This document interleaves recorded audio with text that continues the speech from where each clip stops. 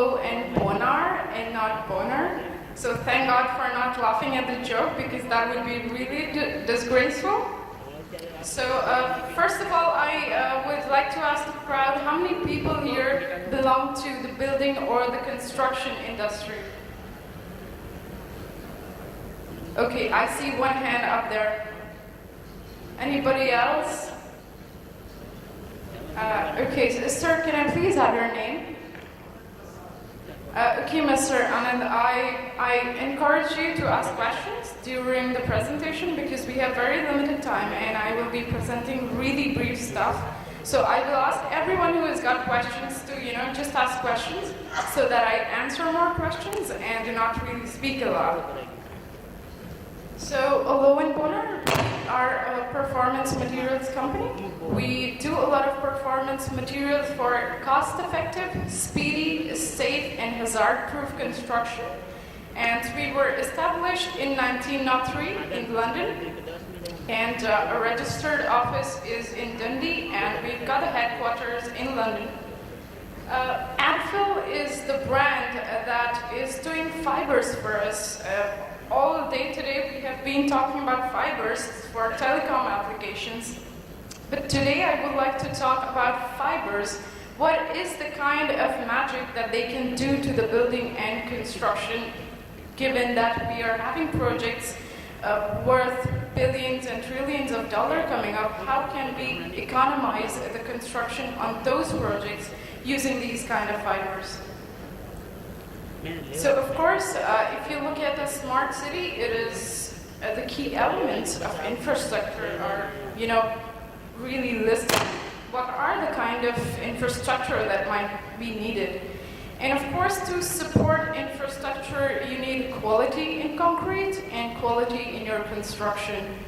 So to support quality in construction, I would like to present before you the smart fibers, as I call it since today, because they have been designed for very specific applications.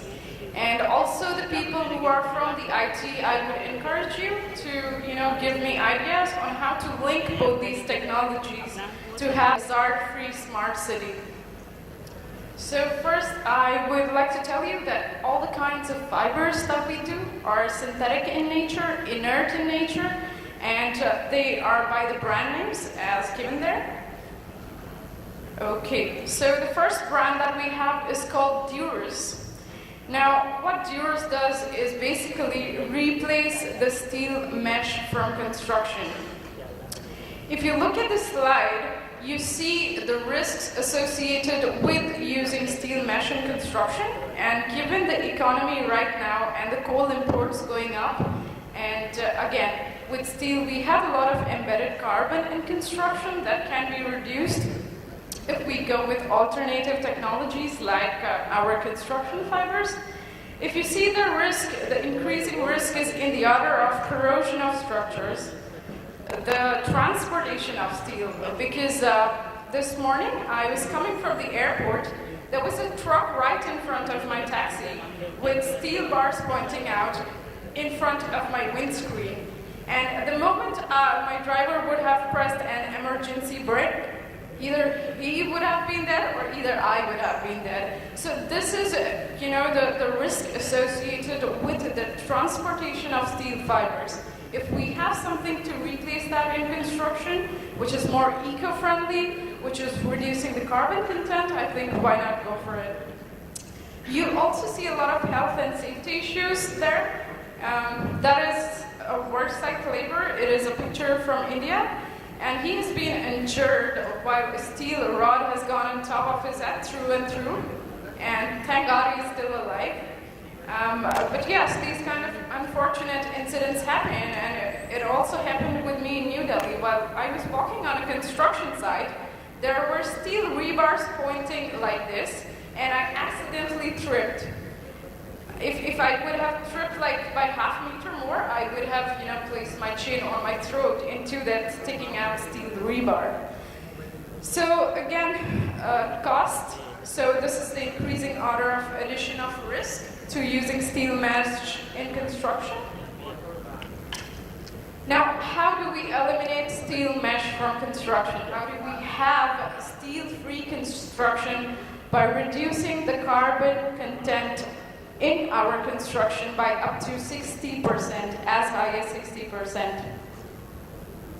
So if you just look at this quick list, you see that there is a 20% reduction in cost of construction in the materials itself, and the other added benefits will, eventually sum up to give you additional cost benefits in the long term and in the short term. Now, how do we do steel-free construction?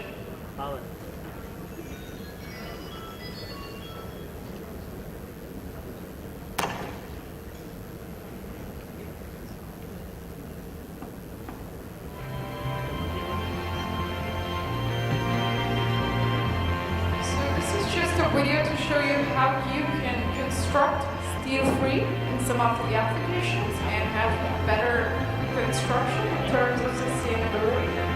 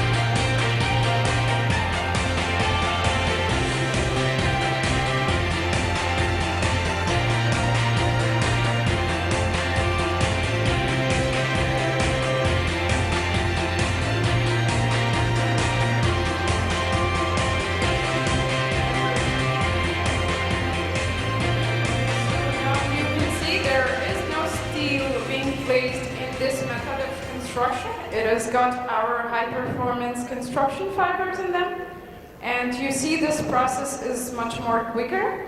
And I would have loved to skip to the end of the video, but apparently there are technical errors, too many today.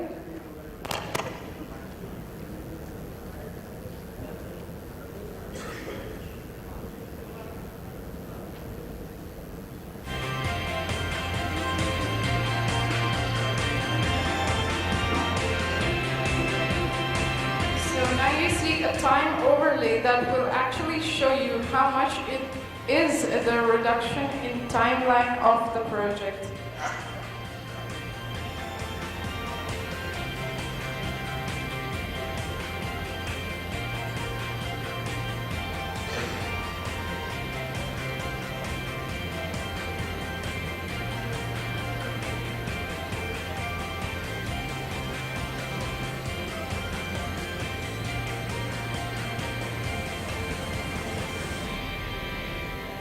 So you see that the project timeline has been pushed down to half without the presence of any steel mesh in it.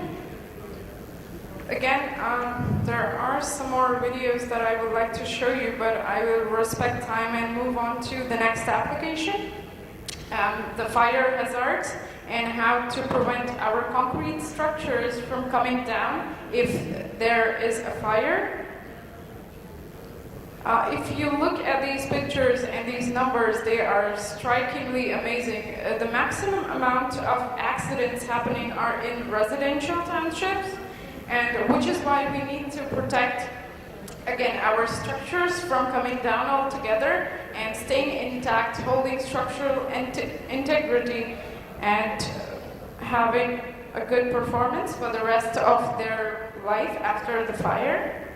So what normally happens in case of a fire with a normal traditional method of construction being practiced all over India today?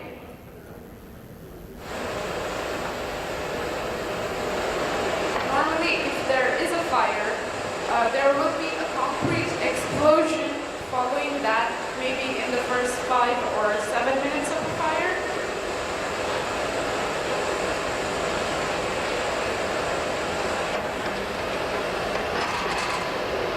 You see the structure actually came down. So everything that you have installed, including your IT systems, your signaling systems, everything will blast.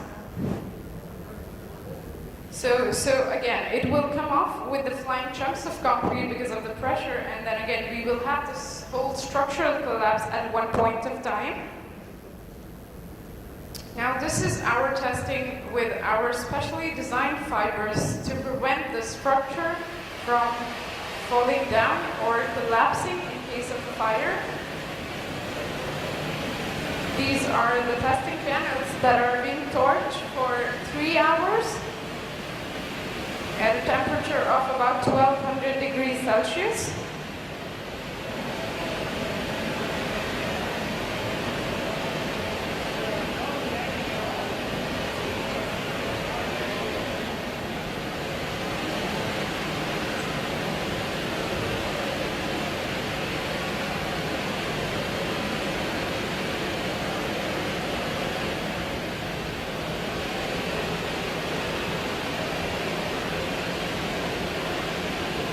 Fire is going on and on, but again, there is no explosion of concrete in this case.